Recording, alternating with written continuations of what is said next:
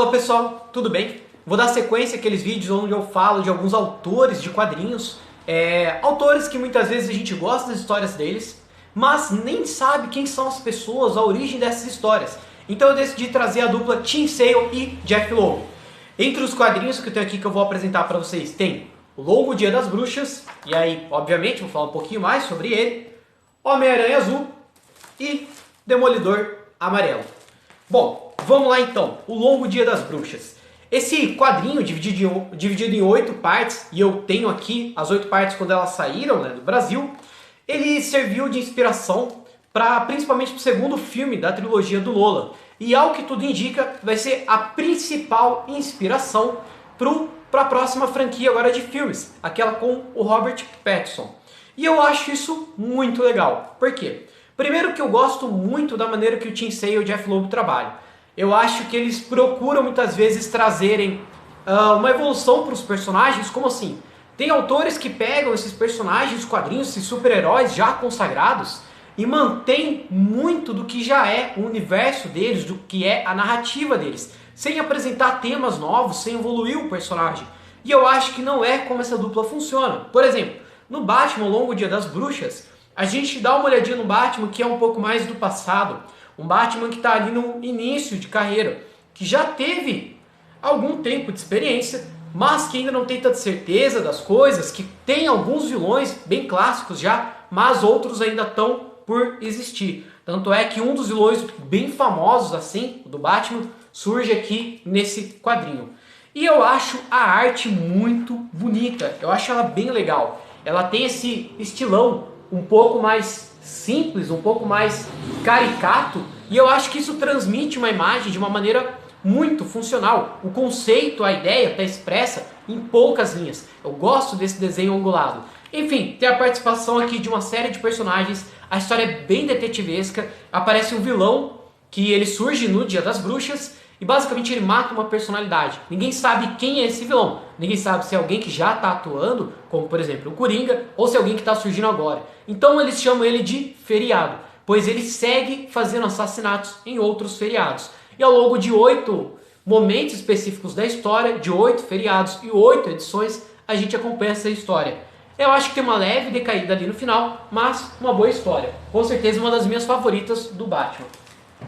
Agora vamos falar de Homem-Aranha Azul. Eu sou muito fã do Homem-Aranha, como vocês já devem ter percebido, para quem acompanha por outros vídeos. E Homem-Aranha Azul é uma das histórias que eu acho mais sensíveis do Homem-Aranha já feitas. Por quê?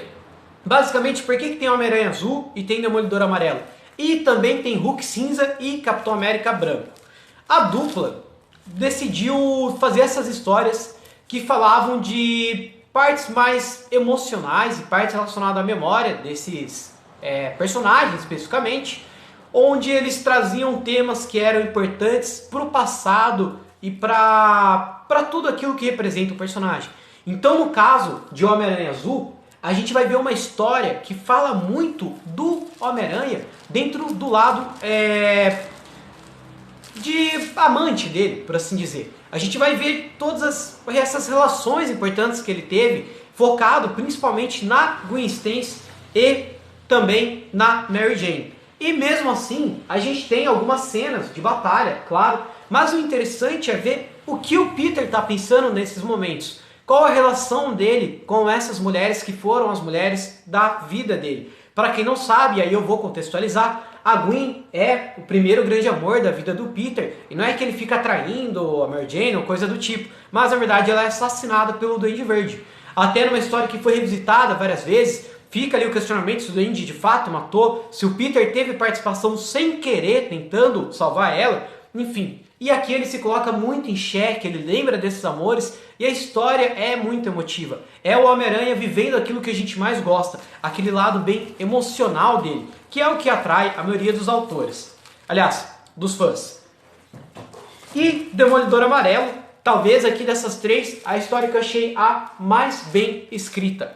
Aqui a gente vê uma fase do Demolidor, a gente vê ele no início também de carreira, por isso o nome amarelo, ele tem o uniforme amarelo aqui ainda no início, e a gente vai ver um pouquinho do passado dele. de quando o pai dele era pugilista, de como foi a história da morte do pai dele, de como isso influenciou no Matt Murdock, de como ele virou um demolidor e de como tudo isso reflete ainda em quem ele é como pessoa, em como ele é um advogado, mas ele também é uma pessoa que batalha à noite de uma maneira legal. A gente vai dar uma olhadinha de uma maneira mais profunda, de uma maneira mais pessoal em tudo o que passa por trás da origem dele, nessa morte do pai que foi tão traumática, que foi tão importante na origem do personagem.